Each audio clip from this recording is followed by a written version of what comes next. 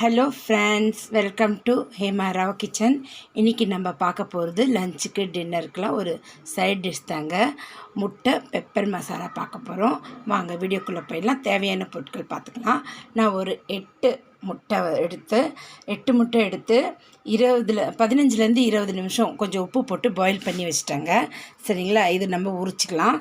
பார்க்கலாம். ஒரு 4 வெங்காயம் பொடிசாக கட் பண்ணி வச்சுருக்கேன். ஒரு 8 பூண்டு பழம் பொடிசாக கட் பண்ணி வச்சுக்கேன். மீதி மசாலாலாம் போட நம்ம பார்த்துக்கலாம். சரிங்களா, இப்போ நான் ஒரு அடுப்பத்தை வச்சு ஒரு ஃப்ரை பண்ணி வச்சுருக்கேங்க. இதில் 1 டீஸ்பூன் மிளகு ஃப்ரை பண்ணிக்கலாங்க. 1 டீஸ்பூன் ஸ்லோவில் வச்சுருக்கேன். இப்போ ஃப்ளேம் ஹை பண்ணிடலாம். 1 டீஸ்பூன் சீரகம் போட்டுக்கலாங்க. நம்ம 1 டீஸ்பூன் மிளகு போட்டோம், 1 டீஸ்பூன் சீரகம். இதெல்லாம் நம்ம ஸ்லோ ஃபயர்லேயே வறுத்துக்கலாங்க.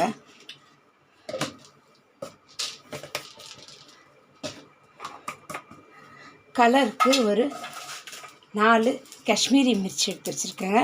அதையும் போட்டுக்கலாம்.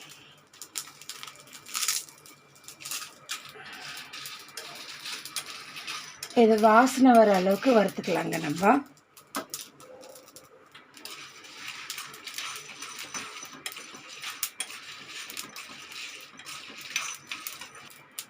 நான் ட்ரையாக தாங்க வறுக்கிறேன், எண்ணெய்லாம் விட தேவையில்ல. சரிங்களா, பாருங்கள் வறுத்துட்டேன். நல்லா கமகமன் வாசனை வந்ததும் ஸ்டவ் ஆஃப் பண்ணிடலாம். இது ஆறட்டும். நம்ம இதை அரைச்சிக்கலாங்க மிக்ஸி ஜாரில் போட்டு. ஆனால் ஆறட்டும். இப்போ நான் முட்டையை தோல் உரித்து பாதியாக கட் பண்ணி வச்சிட்டேங்க. 8 முட்டையை. இப்போ நான் அடுப்பத்தை வச்சிட்டேன். ஒரு தவா வச்சிட்டேன். ஒரு 1/4 டீஸ்பூன் உப்பு, ஒரு 1/4 டீஸ்பூன் மஞ்சள், ஒரு 1/2 டீஸ்பூன் மிளகாய் பொடிங்க. இது மூணையும் ஒன்றா கலந்துக்கோங்க. இப்போ நம்ம இந்த தவாவில் எண்ணெய் விட்டுடலாம். தேவையான அளவு.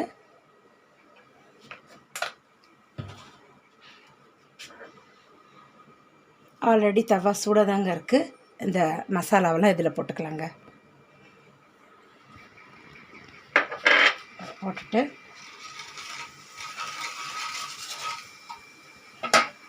ஸ்லோ பண்ணிடலாங்க. இதை இப்படி ஃப்ரை பண்ண முட்டையெல்லாம் வச்சிடலாம். இந்த மசாலாவும் முட்டையும் நல்லா ஒன்று ஃப்ரை ஆகட்டங்க.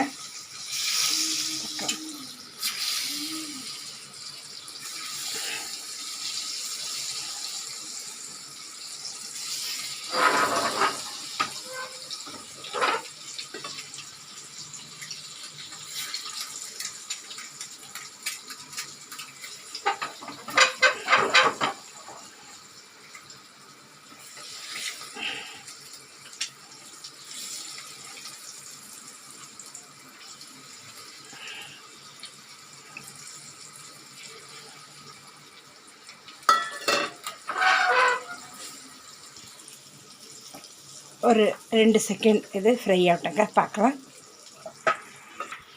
2 செகண்ட் ஆகிடுதுங்க. இப்போ நம்ம அதை திருப்பி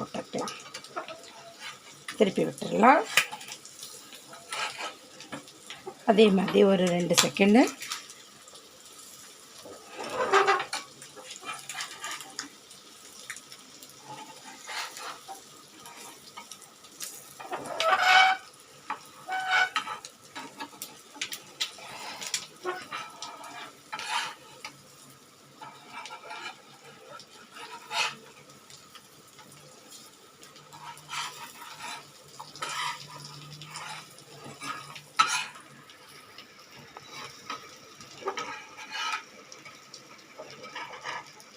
இப்போ பார்க்கலாங்க. இது ஒரு 2 செகண்ட் விட்டு பார்க்கலாம்.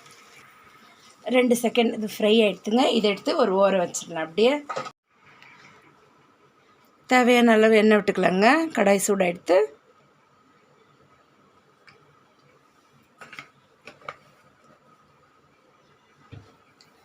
இப்போ இதில் நம்ம ஒரு 1/2 டீஸ்பூன் சீரகம் போட்டுக்கலாம். கொஞ்சம் பொரிட்டங்க. ஒரு 6 பல் பூண்டு எடுத்து உரித்து கட் பண்ணி வச்சுருக்கேங்க. அதையும் நம்ம சேர்த்துக்கலாம். ஒரு 3 பச்சை மிளகா கட் பண்ணி வச்சுருக்கேன், அதையும் போட்டுக்கலாம். கொஞ்சம் கருவேப்பிலை எடுத்து வச்சுருக்கேன், அதையும் சேர்த்துக்கலாம். நம்ம 4 வெங்காயம் பொடிசாக கட் பண்ணி வச்சுருக்கோம், அதையும் சேர்த்துக்கலாம். தொக்கு எல்லாம் பண்ணோன்னா கொஞ்சம் வெங்காயம் கூட போட்டுக்கலாம், அப்போ தான் ரொம்ப டேஸ்ட்டாக ருசியாக இருக்கும். தொக்கு நல்லா நிறைய வரும், ஆண்டு வருங்க. இப்போ கொஞ்சம் இது நல்லா வதங்கட்டும். ஒரு 3 தக்காளி எடுத்து கழுவி விட்டு நான் அரைச்சிட்டு வந்துடுறேன். மீடியம் சைஸ் தக்காளிங்க. இஞ்சி பூண்டு பேஸ்ட் 1 டீஸ்பூன் போட்டுக்கலாங்க.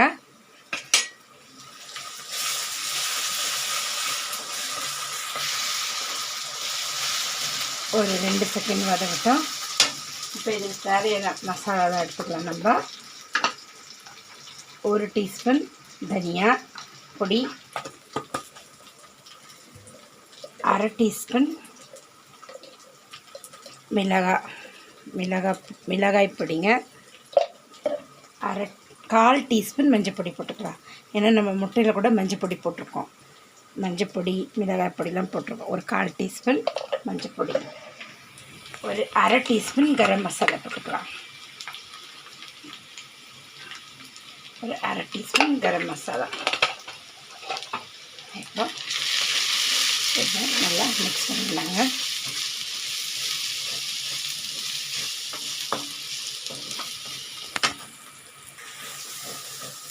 ஒரு 2 செகண்ட் ஆகிடுச்சுங்க, எல்லாம் வதங்கிடுச்சு மசாலாலாம்.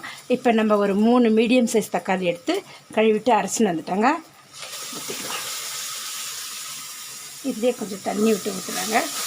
ஒரு 2 நிமிஷம் இது நல்லா சுருண்டு வரட்டும். இந்த மசாலாவுக்கு தேவையான உப்பு கொஞ்சம் போட்டுக்கலாம்.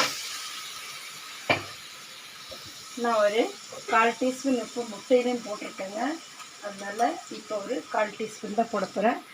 பார்த்துட்டு அதுக்கப்புறமா நம்ம உப்பு போட்டுக்கலாங்க.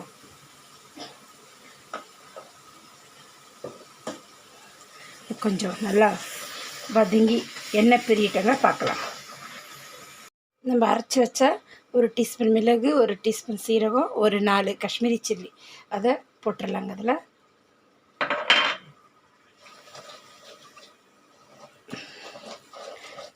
இதில் நான் தண்ணியே விடலைங்க, அந்த மிக்சியில் இருந்ததையும் நான் நல்லா க்ளீனாக அந்த தக்காளியை எடுத்து போட்டேன், தண்ணி விடல. இப்போ இது எண்ணெய் பிரிஞ்சு வரட்டுங்க. நம்ம இந்த முட்டை ஃப்ரையை சேர்த்துக்கலாம். இதில் கொஞ்சம் தண்ணி விடலைங்க, ஒரு 1/4 கிண்ணம் தண்ணி விடுறேன் நான்.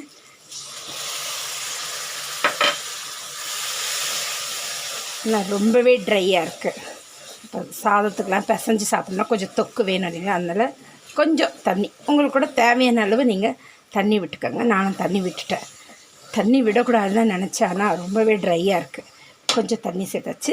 இப்போ இதுவும் கொஞ்சம் சுருண்டு வரட்டுங்க, பார்க்கலாம். பாருங்கள், நம்ம 1/2 கிண்ணம் தண்ணி விட்டோம், நல்லா எண்ணெய் பிரிஞ்சு வந்துருச்சு பாருங்கள், கரெக்டான பதத்தில் இருக்குது. இப்போ நம்ம முட்டை இதில் சேர்த்துருவோங்க.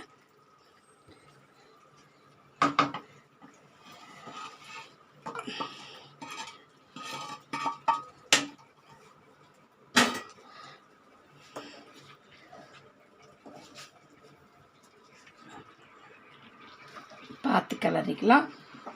அவ்வளோதான். இதை ஒரு 2 நிமிஷம் இதில் விட்டு மசாலாவோட இப்போ நான் உங்களுக்கு பிளேட்டிங் பண்ணி காட்டுறேங்க. இது ஒரு 2 நிமிஷம் இருக்கட்டும். இதுலேயே நான் கொஞ்சம் கொத்தமல்லி தழை போட்டுறேன். உப்பு கரெக்டாக இருக்குங்க, உப்பு பார்த்துட்டேன் நான். நீங்களும் எப்போவுமே உப்பை மட்டும் பார்த்து போட்டுக்கோங்க, ஏன்னா நம்ம முட்டையிலே போட்டு ஃப்ரை பண்ணுறதுனால இதுலேயும் பார்த்துக்கோங்க. காரம் பேலன்ஸ் பண்ணுன்னா ஒரு 1/4 டீஸ்பூன் சர்க்கரை போட்டுக்கலாம். ரொம்பவே சூப்பராக இருக்கும், பயப்படவே தேவையில்லை. நீங்கள் கண்ணை மூடின்னு போடலாங்க அப்படி காரமாக தெரிஞ்சதுன்னா. இல்லைன்னா குழந்தைங்களாம் இருக்குதுன்னா நீங்கள் மசாலா போடும்போது அந்த நம்ம மிளகு சீரகம் அரைச்சோம் பார்த்திங்களா, அதுக்கு நீங்கள் தேவையான மசாலா போட்டுட்டு கொஞ்சம் வச்சுக்கோங்க.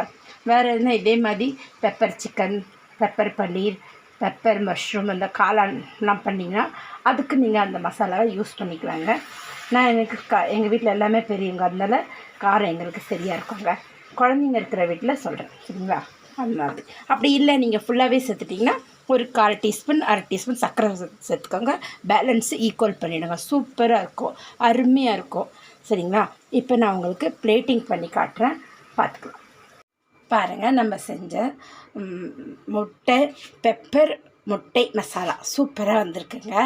இதை நீங்களும் ட்ரை பண்ணி பாருங்கள். ரொம்பவே அருமையாக இருக்குது. செஞ்சு பாருங்கள். பிரியாணிக்கு, ஜீரா ரைஸ்க்கு, வெறும் சாதத்துக்கு கூட இது ரொம்ப சூப்பராக இருக்குங்க. சப்பாத்தி பரோட்டாக்கெல்லாம் ரொம்பவே அருமையாக இருக்கும். செஞ்சு பார்த்துட்டு எனக்கு லைக் பண்ணுங்கள், கமெண்ட் பண்ணுங்கள், ஷேர் பண்ணுங்கள், சப்ஸ்கிரைப் பண்ணுங்கள். மறக்காமல் பெல் பட்டன் அழுத்துங்க. அப்போ தாங்க நான் போடுற வீடியோ உங்களுக்கு உடனே கொண்டு வந்து சேரும். மீண்டும் நம்ம அடுத்த வீடியோவில் சந்திக்கலாம். தேங்க்யூ ஃபார் வாட்சிங்.